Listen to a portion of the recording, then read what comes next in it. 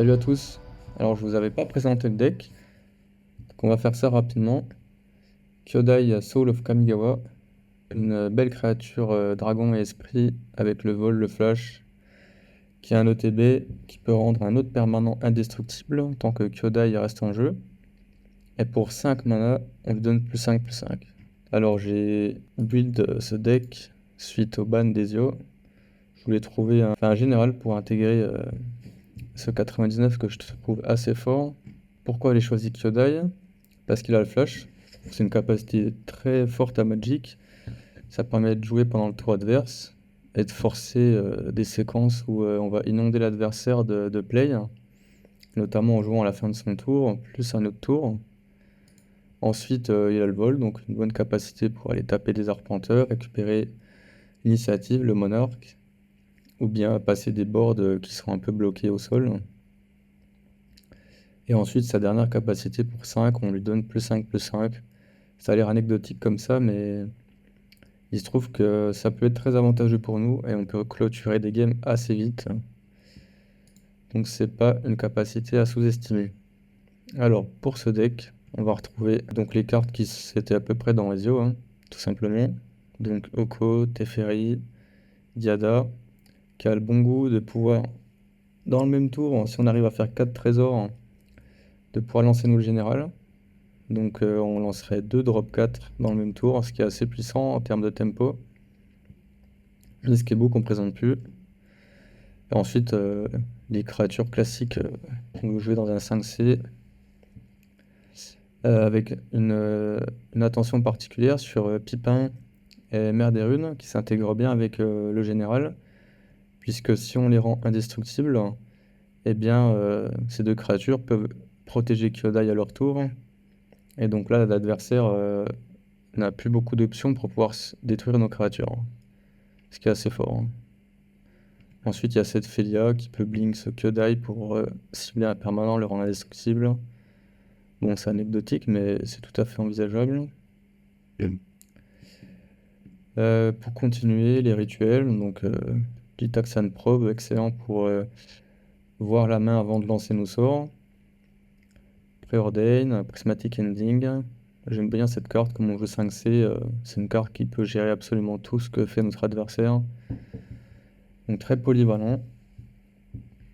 Une petite saisie des pensées, qui est toujours très utile pour casser les mains adverses dans les match-ups contre contrôle. Le classique Demonic Tutor, Forcer Orlingas, Lorien Revealed. Dans les éphémères, on a les anti-bêtes classiques, les contre-sorts. Rien de bien innovant. Alors ensuite, on a un Arcane Signette.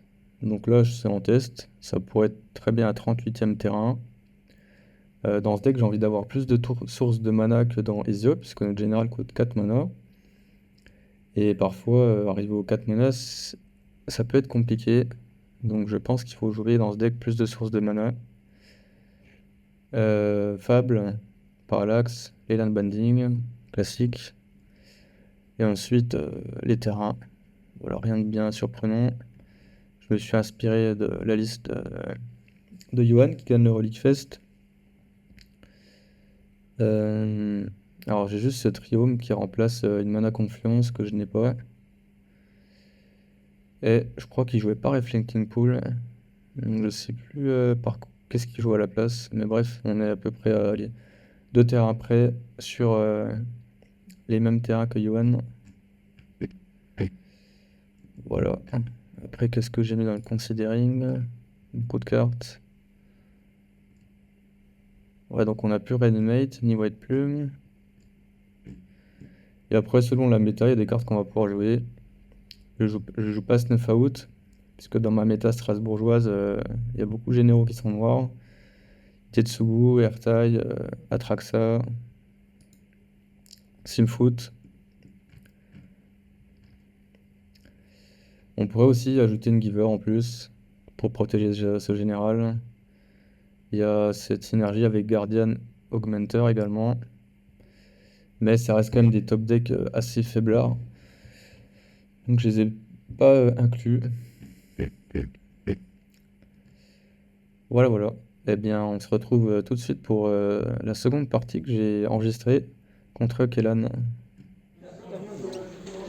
Alors, nous voici pour cette seconde partie contre Kellan, piloté par Anthony, un très bon joueur strasbourgeois. Alors, on ouvre une main à 7, une très bonne main. Fatal Push, Drouenzelo, Raffine, Minescavo. Mais on n'a pas de mana noire pour caster cette main, c'est terrible. Voilà, faut bien des inconvénients à jouer 5C. Donc on mulligan. Et on va partir sûrement sur une main à 6, selon ce que je trouve. Alors, Pipin, Trône, Némésis, Solitude, Teferi, Prédestination. Et 2 terrains, blanc, bleu, rouge. Donc on peut caster toute cette main. Donc là, je vais faire le choix d'enlever ce Teferi, qui sera pas très impactant dans le match-up. J'espère trouver une autre carte blanche plus tard pour pouvoir pitch cette solitude si j'en ai besoin. Alors on va lancer une Toundra et faire une prédestination pour essayer de trouver ce troisième land. Alors on trouve 2 bonnes cartes du match-up, Aragorn et des charges galvaniques. On va prendre cette anti-bet, et mais malheureusement cet Aragorn est injouable puisqu'on a que 2 terrains en main. Donc c'est à contre-cœur qu'on met sous la bibliothèque. Anthony nous propose Kellan tour 1, jusque là tout est normal. Alors on pioche un Demonic Tutor qu'on peut pas lancer pour l'instant. Alors je me mets 2 blessures pour pouvoir jouer ce Pipin.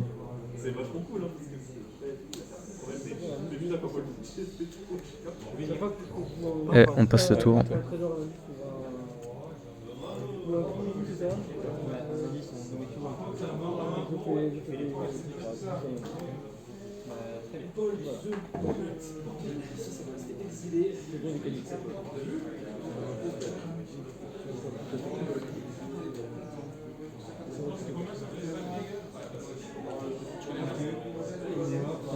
Alors j'imagine qu'Anthony là hésite à blaster ce Pipin ou attaquer avant. Et moi je vais décider de bloquer. Sachant que ce Pipin là dans l'état n'accomplira rien. J'ai un Trône qui se protège déjà tout seul. Donc j'ai pas besoin de le garder en jeu. Je préfère économiser des points de vie. Alors on pioche une Prismatic Vista. Il fallait nous chercher ce mana noir ou ce deuxième mana bleu. Alors je décide d'aller chercher une île pour lancer ce Trône Nemesis. Et j'espère pouvoir trouver une source de noir pour relancer ce Demonic Tutor plus tard. Anthony en profite à la fin de mon tour pour me mettre 3 blessures. Alors je dirais que là je suis plutôt pas trop mal. J'ai un bon bloqueur sur le board. Le board est vide. J'ai encore un anti-bet en main. Faut simplement que je trouve ce mana noir. Et prier pour pas prendre une Blood Moon.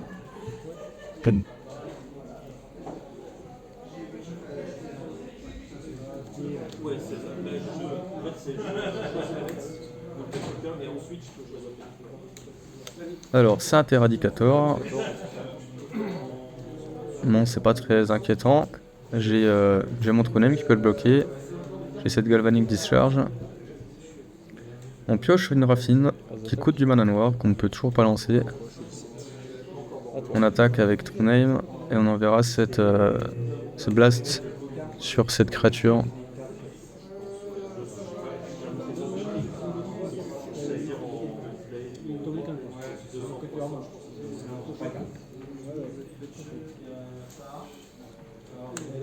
Alors une 2-2 prouesse célérité.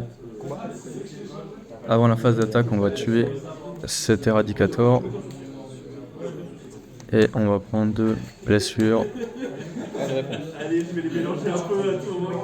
Passe à 12.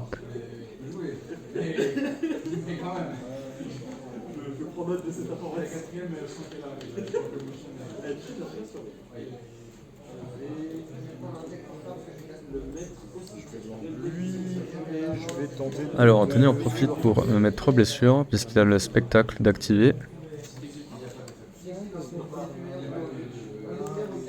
Ok, toujours pas de land, on pioche une mer des runes. Donc malheureusement on va pas attaquer, puisqu'on peut pas gagner la course contre mono rouge. T'es à combien toi? 17? Il a beaucoup trop de reach avec les blasts. On va temporiser.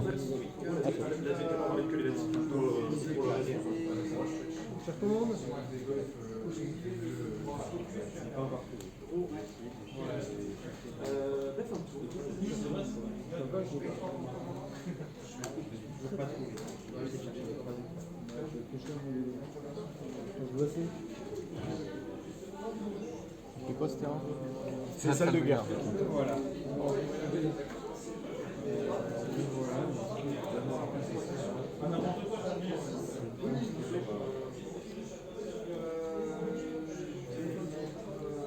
Là il y va. Ok. J'aimerais rentrer en combat. Ouais. Et Anthony attaque.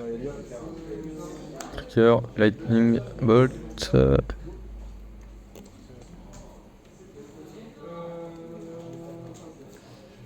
Alors, une place à 100 quand même, le coup de Trafalgar. T'es bloqué? Il attaque dans mon trône Nemesis. On va quand même bloquer, hein.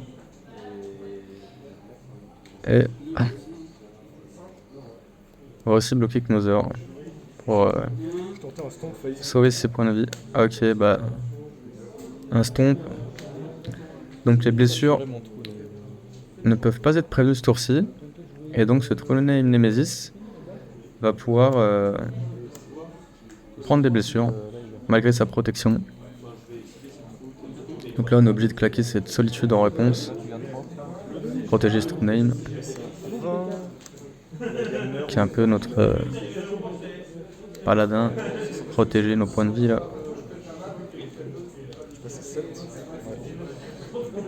On passe à 7.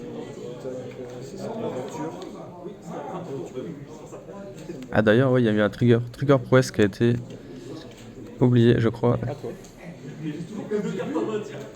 on pioche une Force of Negate, toujours pas de terrain.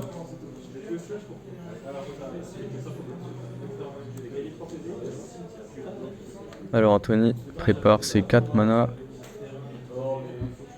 Qu'est-ce que cela signifie?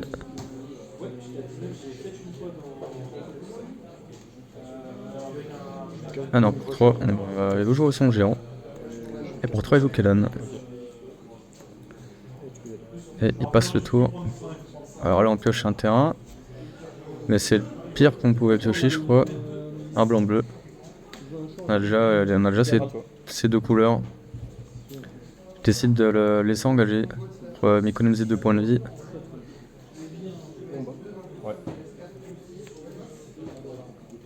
Alors j'aurais pu aussi le laisser dégager pour jouer ce Kyodai.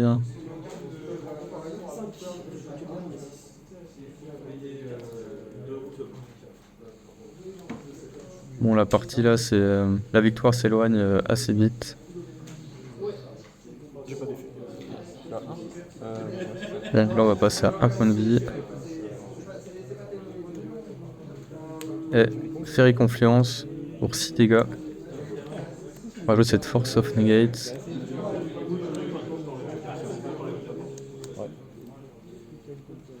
J'ai peu d'espoir pour la suite, hein, étant à 1 point de vie. Piocher un Prismatic Ending.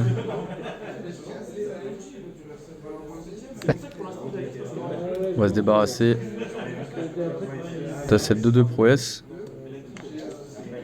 Je peux pas cibler le géant, sinon je vais perdre 2 points de vie. Sa capacité.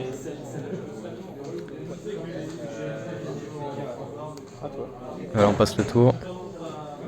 Et là on prie. Je pioche que des montagnes. Ouf, Pyroglyphe. Eh ben bien joué. Cette Manades nous a bien mis au fond. Et en top deck, dommage, en top deck c'est Command Tower. On aurait pu faire un Demonic Tutor, chercher un flash, gagner des points de vie. Ou alors fixer les couleurs, mais du coup, je pouvais pas jouer True Name. Je préférais jouer True Name. Alors sans doute qu'il fallait pas chercher ce deuxième mana bleu sur cette Prismatic Vista, mais un mana noir. Ah bah Malcolm, ça joue 3 Blood Moon. Alors, seconde partie. Pioche. On a 3 terrains, dont un basique. Très bien pour gérer Blood Moon. On a Manatis aussi pour chercher une plaine. Force Spike pour gérer ce Kellan. Kishbo Master. Prismatic Ending. C'est super fort là. Il m'a très réactive dans les premiers tours.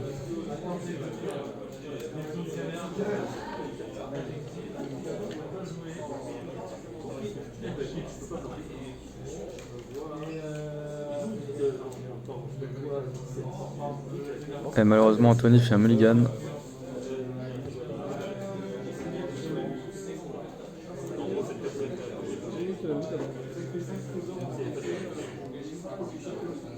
Vas-y, relance.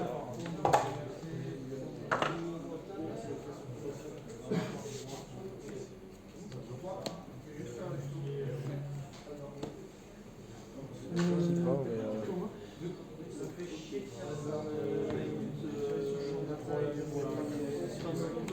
Alors ouais, de mémoire il avait refait un autre mulligan.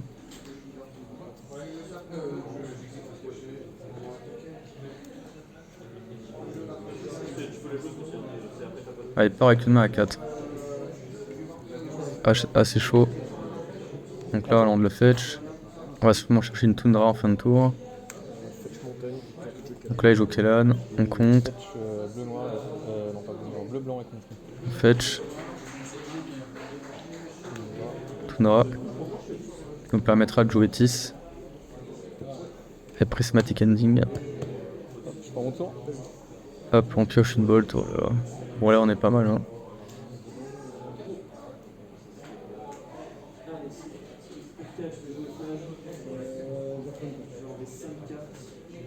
Alors on joue ce marais pour nous ouvrir le play avec Orkish Bowmaster. Pour pouvoir jouer cette Tis. Je me dis que je préfère garder ce fetch pour plus tard. Pour aller chercher un surveillant. Donc là, Anthony ne joue rien. On va jouer une Tis, chercher la plaine de base. Et là on a déjà nous 2 basiques.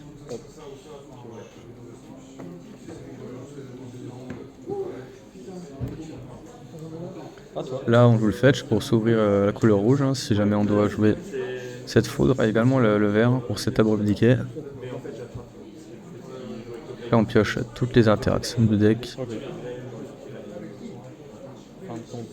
Bon là on se régale, on fait un Bowmaster. Et on va pouvoir s'ouvrir le play de Kyodai à notre tour 4. Alors on va fetch, on va sûrement chercher le trio qui nous ouvre le rouge et le vert. Et le double bleu. J'aime bien avoir ce trio dans le deck, justement pour ça. Ok. On va lander la plaine et on va rester up. On attaque pour 2. Et là, ce qui est bien avec ce général, c'est qu'on peut soit jouer des interactions en notre main, si c'est pertinent, ou bien jouer les générales, sans se commit. Donc là, il nous propose un Real Apprentice. Alors sans son général, c'est pas très fort, hein. C'est juste une 2-1 célérité. Donc on n'est pas très inquiet. Je tentais de faire un grand bon sur Rudderfield. Donc là, il décide de nous mettre 2 blessures. L'anneau va tenter. Et faire un regard 1. Alors, je prends combat. Donc là, j'ai une bête de moins de 2 pour bloquer. De 2 ou moins. Ok, 32. Alors là, j'ai fait une erreur. J'aurais dû jouer Kyodai et bloquer ça devient avec ma 3-3. Donc petit misplay. Puisqu'en face il avait un mana incolore, donc il pouvait pas jouer de blast pour finir mon Kyodai. Donc j'avais une belle ouverture là, je l'ai pas saisi, dommage. Je vais attaquer pour 5. Allez, on attaque pour 3, 4, 5.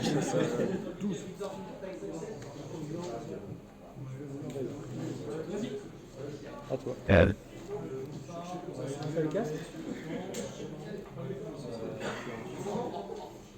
coup, ça les casse. D'accord, pas de problème.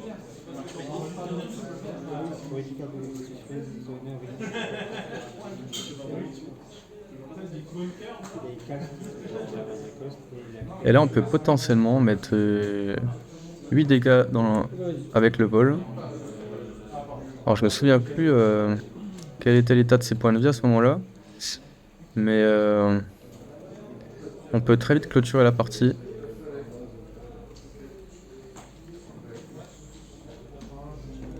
Alors, pour toi, Blood Moon. Donc là, on est bien content d'avoir packé cette tableau de decay. Donc, en réponse au cast, on va ajouter un noir, un vert. Un noir, un vert. On va laisser résoudre cette Blood Moon. Et au prochain changement de phase, on va la détruire pour pas perdre le mana. Et au pire des cas, j'avais ce Prismatic Ending que j'aurais pu lancer avec un blanc, un noir, un rouge pour gérer cette Blood Moon.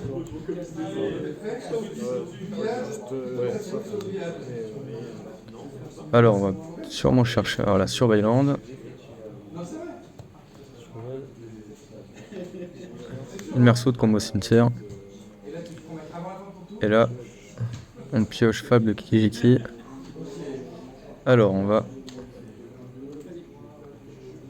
attaquer.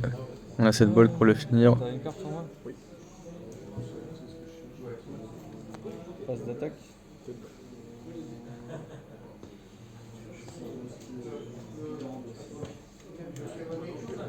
T'as combien toi? 12. 12 parties. Alors, j'imagine que si Anthony avait une bolt pour tuer mon Kyodai, il l'aurait déjà fait.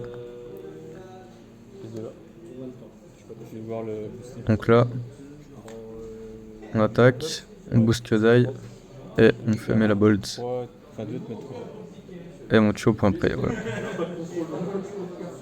Bon, alors, la partie est à sens unique là, puisque Anthony a mis la 4.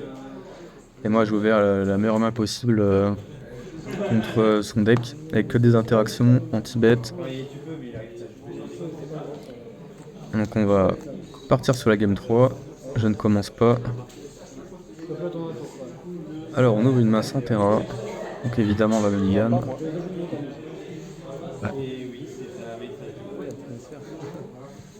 Évidemment, carte chiant, quand tu joues. Bah oui, Oui, bien sûr. Ok, alors, Il est lancé. on a 2 terrains. On a un Prismatic Ending, un Leyline Binding, un Bargoyf, True Name. Donc c'est assez strong, on va pouvoir tuer cette Kalan tour 1. On va pouvoir aussi faire Leyline Binding tour 2 en fetchant dans le trio. allez, Voilà, c'est aussi une des raisons pourquoi j'aime bien jouer à trio dans ce deck. On pioche le 3ème land, très très bien. peut-être dans un plateau. Alors, je décide de pas aller chercher le trio tout de suite. On va chercher un plateau. Oui, bon, on pourra quand même faire les lines pour 2. Et Anthony nous a joué un Eidolon. Donc là, je crois que le seul anti-bet de notre deck qui gère Eidolon sans qu'on prenne 2 points de vie, c'est les lines. Donc on est plutôt content. Ouais. Donc je vais quand même prendre 2 dégâts. Je veux pas me prendre une vieille Blood Moon là. Donc on va caster Skyline à la fin de son tour. Alors il part sur Kellan à son tour 3. Non, on va jouer ce Binding. Ensuite on va sûrement développer ce True Name.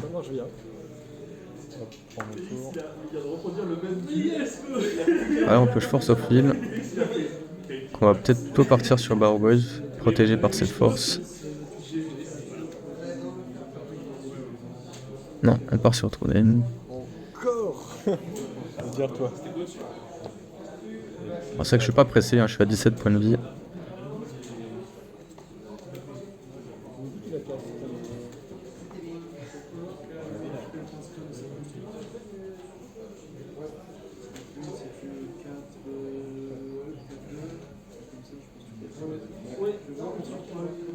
Alors Anthony nous propose une Force of Rage. Fait 2, 3, 1. qui met 2 créatures 3-1 élémentales, piétinement célérité. Yes. Ça passe.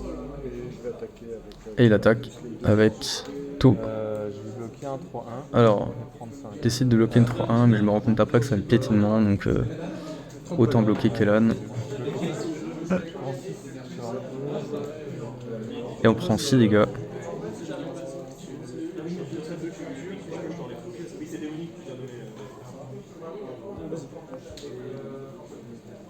On pioche le 4ème land. Et on va lancer ce Bargoy. Alors je sais pas pourquoi j'engage mes 4 mana. Non, c'est un truc, moi, j'ai 2, 3. Et on a un Bargoy qui est 2-3. Rituel éphémère. Qui est pas énorme. 3-4. Au moins il meurt pas sur Bolt. Alors on a cette force of lui pour le protéger, donc c'est vraiment pas mal. Ok, Fire Blast fin de tour. Ah non, c'est pas Fire Blast, ça c'est. Ah, je me suis trompé. Donc là on contre son anti-bet.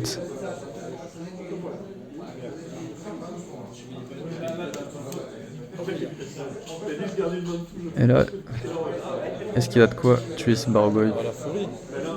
Ouf.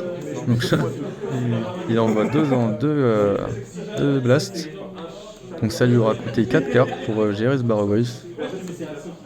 Ce qui est énorme. Et on est toujours à... On a 10 points de vie. On va attaquer. On va lander. Et on peut proposer Kyodai à la fin de son tour. Bon, là je suis au top deck, hein, donc on espère compter sur notre 99 très puissant pour choper des bonnes cartes. Donc là on prend un blast qui met 4 à chaque joueur, plus une lightning strike, on passe à 3 points de vie. Donc là fin de tour on joue Kyodai. Il a 3. Je suis à 9. Et là ben, en gros on vient de jouer une 8-8 quasiment. Donc avec 3 on peut mettre 11. Là je pioche une Diada. On va fetch, passe à 2. Alors là je peux jouer Diada, faire son -3, faire tenter de faire 4 trésors. Bon. Non bah en fait ouais j'ai l'étal. Donc, voilà. Donc là on voit la puissance de. Enfin la capacité de Kyodai qui est pas anecdotique, hein, qui permet de chercher des kills extrêmement rapidement. Et d'envoyer des grosses patates pour terminer l'adversaire. Merci d'avoir visionné cette vidéo. Salut à tous.